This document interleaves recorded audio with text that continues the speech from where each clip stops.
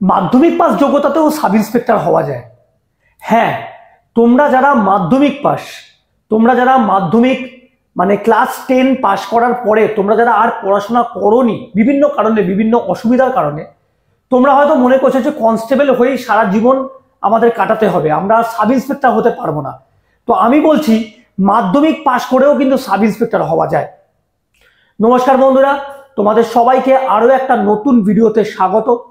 যেমনটা আমি তোমাদেরকে প্রত্যেকবার বলি যে আমার চ্যানেলে যারা নতুন, যারা কিন্তু আমার চ্যানেল নতুন ভিজিট করছো, পুলিশ ডিপার্টমেন্টের A to Z সমস্ত রকম খারাপ ভালো সমস্ত তথ্য তোমরা কিন্তু আমার চ্যানেল থেকে কিন্তু পাবে, এবং সেই কারণে তোমাদেরকে কিন্তু আমার চ্যানেলটাকে সাবস্ক্রাইব করতে হবে। এবং যারা আমার চ্যানেলে অলরেডি সাবস্ক্রাইবার, তোমরা কিন্তু অবশ্যই আমাকে জানাবে যে তোমাদের আমার ভিডিও কেমন লাগছে, এবং তোমরা প্রত্যেকেই কিন্তু আমাকে তোমাদের প্রয়োজন মতো তোমরা কি বিষয়ে জানতে চাও, কি টপিকে জানতে চাও, আমাকে কিন্তু কমেন্ট করে জানাবে। একটা জিনিস যেটা আমি তোমাদেরকে বারবার বোঝাতে চাইছি যে এখন যেহেতু আমাদের ওয়েস্ট বেঙ্গলে চাকরির খুব ক্রাইসিস, তাহলে এই মুহূর্তে আমার সামনে যে অপরচুনিটি, যে সুযোগ সুবিধাটা রয়েছে, আমার বুদ্ধিমানের পরিচয় হচ্ছে এটাই, আমি সেই সুযোগ সুবিধাটাকে আমি অ্যাভেল করব এখন, এবং পরবর্তীকালে আমি সময়ের সাথে সাথে চলব।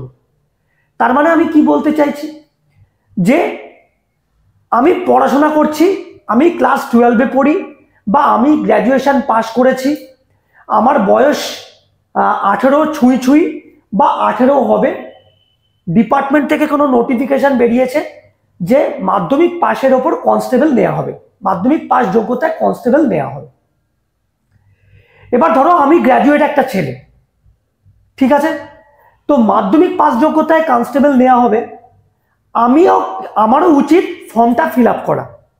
এবার আমি ফর্মটা ফিল আপ করলাম, আমি ঠিকঠাক মতো পরীক্ষা দিয়ে আমি চাকরিটা পেয়ে গেলাম, আমি ডিপার্টমেন্টে চলে এলাম, ঠিক আছে। এবার আমার কি হবে, আমার কেরিয়ার কি ওখানেই স্টপ হয়ে যাবে? না, আমার কেরিয়ার কিন্তু ওখানেই স্টপ হবে না। আমি মাধ্যমিক পাস যোগ্যতায় ডিপার্টমেন্টে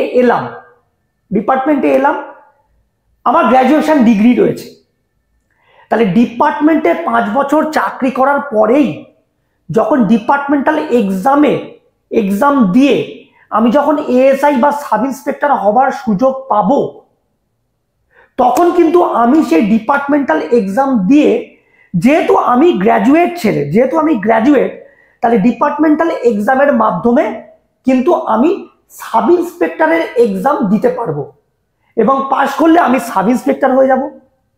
কনস্টেবল থেকে এএসআই যে ডিপার্টমেন্টাল এক্সাম, তার জন্য কিন্তু গ্র্যাজুয়েশন ডিগ্রির প্রয়োজন হয় না। কনস্টেবল থেকে সাব ইন্সপেক্টর ডিপার্টমেন্টাল এক্সামের জন্য, ডিপার্টমেন্টাল এক্সাম যেটা 5 বছর চাকরি কমপ্লিট হলে যে ডিপার্টমেন্টাল এক্সামে বসা যায়, তার জন্য কিন্তু গ্র্যাজুয়েশন ডিগ্রি হলে কনস্টেবল টু সাব ইন্সপেক্টর পরীক্ষায় বসা যায়।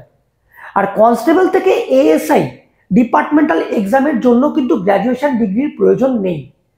যে যোগ্যতায় তুমি কনস্টেবলের চাকরিতে ঢুকেছো, সেই যোগ্যতাটুকু থাকলেই কিন্তু তুমি কনস্টেবল থেকে এএসআই এর জন্য ডিপার্টমেন্টাল এক্সাম দিতে পারবে। তাহলে ডিপার্টমেন্টাল এক্সামের কথাটা বুঝে গেলে, এবার বলি যারা শুধুমাত্র মাধ্যমিক পাস, তারা কি অফিসার হতে পারবে না? হ্যাঁ, তারাও অফিসার হতে পারবে। কনস্টেবল হয়ে ডিপার্টমেন্টে ঢোকার 5 বছর পর থেকে, ডিপার্টমেন্টে চাকরির 5 বছর পর থেকে, এটা একটা নিয়ম যে ডিপার্টমেন্টে ঢোকার 5 বছর পর থেকে তোমরা ডিপার্টমেন্টাল এক্সামে বসতে পারবে। তাহলে ডিপার্টমেন্টে ঢুকলে 5 বছর পর থেকে যখনই constable to ASI departmental exam হবে, তখন পরীক্ষা দিলে পাশ করলে এএসআই হয়ে গেলে, বা যদি ডিপার্টমেন্টাল এক্সাম যদি সুযোগ না পাও, তাহলে সিনিয়রিটি বেসিসে কনস্টেবল থেকে এএসআই 10 থেকে 12 বছরের মধ্যে কনস্টেবল থেকে এএসআই হয়ে যাবে বা সুযোগ পাবে।